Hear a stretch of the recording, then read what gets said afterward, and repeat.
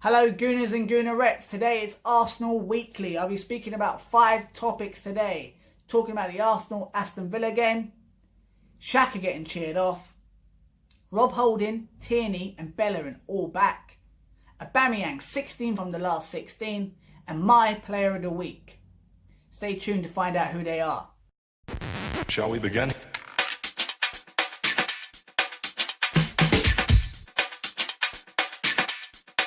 Let's begin now. So yeah, let's start it off Arsenal-Aston Villa.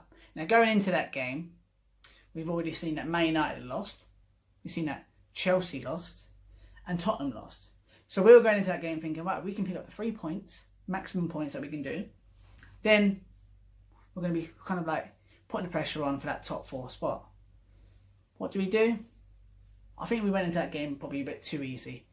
Kind of like, don't know, always thinking, oh, it's a home game, it's only Villa, they've come up, we can perform, we'll kind of like beat them off the park, it'll be fine, and all that sort of stuff. And then before you know it, we're 1-0 down. And you're like, why do Arsenal always do this? When the teams around us lose, same thing happened at the end of last season, teams around us lose, we drop points too as well. 1-0 down. Then we lose a man. Maitland-Niles gets sent off. Don't get me wrong, you can kind of see it where he's won the ball, but then it's that intention. And he's still learning. Maitland-Niles is still learning, but it's that intention. He puts his foot up and it catches your man. He already knows he's on a yellow card, so why does he have that intention after he's won the ball? Win the ball, move on. And then now, we're down to 10 men. And now we're on the back foot. And then we put ourselves under so much pressure. And we're thinking to ourselves now, what's going to happen? Teams around us have already lost. And now we're kind of like at home to Aston Villa, where we should kind of coast these games. Because I've seen people putting up, oh, it's going to be 5-0, 4-1, whatever it was. Every game in the Premier League, no game is easy. Look at the games around. Sheffield United beat Everton away. Norwich beat Man City. Teams are not as easy when you think about it. It doesn't matter who's come up or whatever. Talk about Norwich, Sheffield United and Aston Villa all came up. No team's easy. It doesn't matter if they were in the Championship last season, no team's easy. But then going into that game against Villa again. Then, fair play, second half. We kind of come out, do what we do.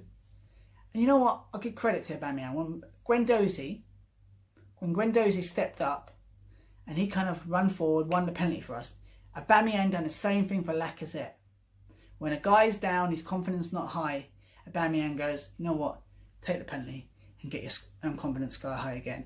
And now I believe, now that he's got his goal, I said it before, I believe he'll kick on now. But Pepe gets us back in the game. And then what do Arsenal do again? Fall asleep. Stupid mistakes at the back. And before you know it, we're 2-1 down. We just got back into the game and now we're 2-1 down. That's Arsenal all over again. But lucky enough, again, credit. Players stepping up. Guendouzi, what a player. He stepped up that game. You know what? Man of the match, 100%. Deserved it. We get back into the game. 2-2. Callum Chambers. A little bit lucky with Tyrone Mings heading the ball back. And then literally Chambers had that easy kind of chance just to kind of like... But he had to put it away. Easy to kind of put it away. But easy to miss as well. 2-2. And then the man of the moment as well. Aubameyang. Free kick. Steps up. Boom. 3-2. And then again, Arsenal do what Arsenal do normally. 100% that was a penalty. Socrates, what were you doing? The ball was going wide. And he still sticks his arm out. Lucky enough the referee doesn't give it. But Arsenal make these mistakes over and over again. Mistakes like that could have cost us. But lucky enough the referee doesn't give it. Gone to VAR, but they didn't want to overturn it. But then I heard, if he'd given the penalty and had gone to VAR, they wouldn't have overturned it. But to me, it was 100% a penalty. But you know what? We got out of that game. And you know what? 3 points is what we got. Arsenal need to stop making ourselves, putting ourselves under these sort of circumstances. Go into these games. Kill it before you know it. But Arsenal don't do that. Arsenal think it's only Villa, they come up, we'll coast it through. Don't do that. Sometimes you need to go in there. Power from the front. Power from the start. Half an hour. Sometimes the game's over. But lucky enough, we got out of there. 3-2. Like I said, we're in the top 4 now. Teams around us have already dropped points.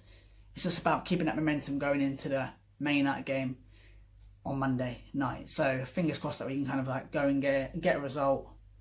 I think this is probably the perfect time to play Man United as well. But then we always say it's the perfect time to play Man United. But for some reason we go to Old Trafford and it's like the fortunes again of like the 90s going to Old Trafford for some reason for Arsenal. Horrible record there. But yeah, second topic I want to go into. Same game. Xhaka getting cheered off. Getting cheered off. Now, that doesn't look good to me. That doesn't look good for Xhaka. Xhaka getting cheered off does not look good for Xhaka. And to me, I was going to say, is this the end of the road for Xhaka? But then I seen Emery come out and he kind of like said that, you know what, he's a key member to the team. You know what I mean? So is he still going to give him a chance when players like Guendouzi, Joe Willock are stepping up and actually performing the way Xhaka should be performing? So that's what I want to ask for my second topic about Xhaka getting cheered off. Do you believe this is the end of the road? Do we get rid of Xhaka in January? Or do we keep him? To me, I believe it's probably we should get rid of Xhaka. Players are already stepping up. Like I said, Joe Willock, Guendouzi. I mean, so I think, to me, I would get rid of Xhaka because I don't believe he's going to push Arsenal forward. That's what I want to put on my second topic. Do you believe Xhaka should stay? Or do you believe we should get rid of him in January? Or if not in January, do we get rid of him at the end of the season? So that's my second topic, and I want to see what people kind of say to that one. Going into the third one, we all know Rob Holding, Tierney and Bellerin are all back. They're back tonight. They're going to be playing probably, they should be starting against Nottingham Forest. So I'm looking forward to that. And it's the case of like, they've had minutes, Tierney and Bellerin have had minutes against Watford, Wolves under 23s on Friday. So they're pushing for it. And to be honest with you, looking at what Kolasinac and looking at what Maitland-Niles did, and even Socrates and David Luiz, do you believe that all these boys should push straight into just come straight back in? Boom, put them all in. Drop Socrates, drop David Luiz, one of them, and then drop your Kolasinac and Maitland-Niles. To me, I believe that they should just go straight into the team. 100%. Callum Chambers is stepping up. He's doing it in Europe. He didn't have the greatest game against Frankfurt, but he grew into the game again. So, to me, I believe with the likes of Bellerin, Tierney and Holding all coming back, I believe Maitland-Niles, Kolasinac and Socrates have to come out. Them boys have to go straight into that team. That's another question I want to ask for this third topic. Do you believe that these lot should go straight into the team? And then who would you take out? Because I think David Luiz is a liability. Socrates is meant to be a leader. He ain't a leader. So to me, they got to go all straight in. They've got to go all straight in. To me, that's what I'm going to ask. That's what I'm going to ask you lot. Do you believe that they should go straight in the team? Or do you believe that the players that we already have, do you give them another chance? Or what do you want to do? Do you believe that they should just go straight in the team? I do believe. That's what I'm going to say. But I want to see what your opinion is as well on this topic. But yeah, that's the third topic. The fourth topic, Aubameyang. 16 goals from the last 16 games. The topic is, how many goals do you think Aubameyang will score this season? Now, people do criticise Aubameyang, and don't get me wrong, I criticise him myself when he misses easy chances. You look at the Frankfurt one, comes across, and he just slides it wide. You look at the Burnley last season, he scored 2 in that game, but the one he missed probably the easiest chance in that game.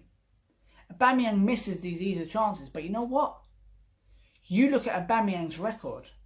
Aubameyang's record is phenomenal.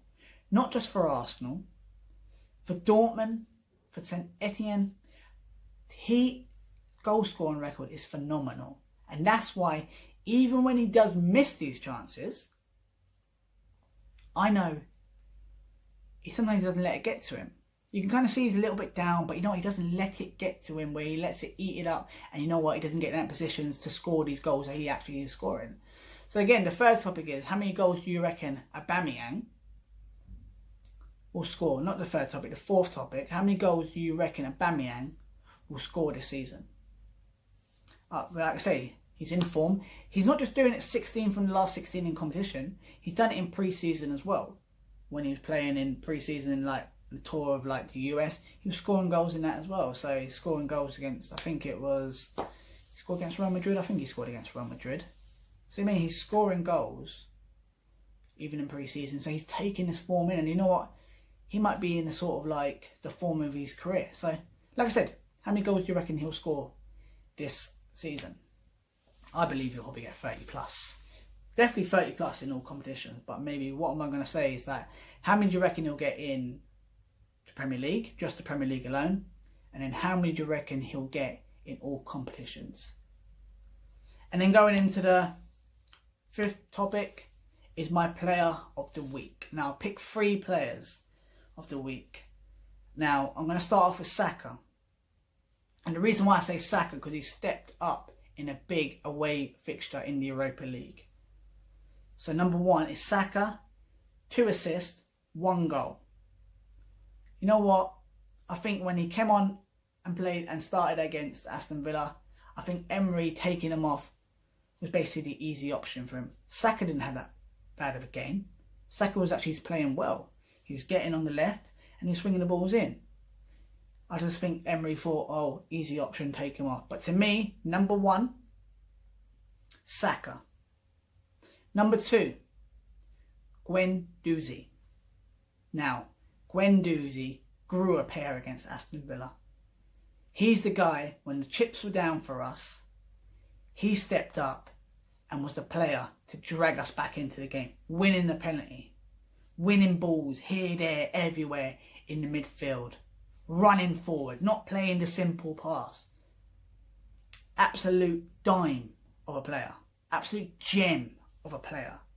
Guendouzi, if he stays at Arsenal, to me, Guendouzi is a future captain for Arsenal. So number 2, Guendouzi. And third of all, Aubameyang. Stepped up for that 3rd goal against Aston Villa. Like I say, the chips were down. He could have took that free kick, tried to dink it over the wall, but no, he steps up. I'll have this. Places the ball. Bottom corner. Keeper, no chance. Done it in Frankfurt as well. When he missed that chance, he didn't let it get to him. Stepped up again. He could have played a simple pass to Pepe and said, look, I'm under pressure now, I've missed the easy chance. I'm going to pass it to you. You can kind of take over, and if you want to score. But no, he didn't. He said, look, I'm a striker. I'm in form. I'll take it. And he slides it past him. And you know what? Like I say, he could have played the easy pass. So to me, number 3 is Aubameyang. So my 3 on the list is Saka, Guendouzi, and Aubameyang. And like I say, out of them 3, who do you think is player of the week? Let me know. So yeah, that's the end of my Arsenal Weekly. Like I said, this will be going on every week. Like I said, I'll talk about 5 topics every single week.